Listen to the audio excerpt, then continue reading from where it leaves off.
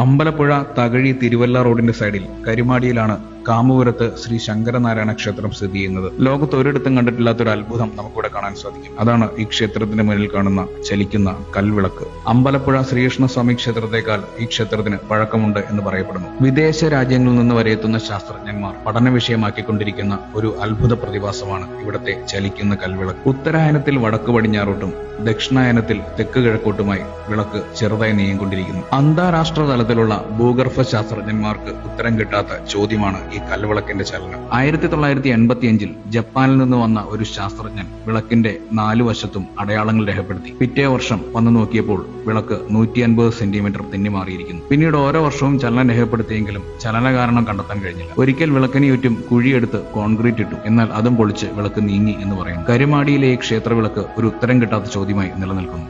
ശാസ്ത്രലോകത്തിനും ആധുനിക മനുഷ്യന്റെ ചിന്താഗതിക്കും പിടിതരാത്ത നിർമ്മിതിയായി ഈ കൽവിളക്ക് കാമുപുരത്ത് ശ്രീ ശങ്കരനാരായണ ക്ഷേത്രത്തിന് മുമ്പിലായി ചലിച്ചുകൊണ്ടിരിക്കുന്നു.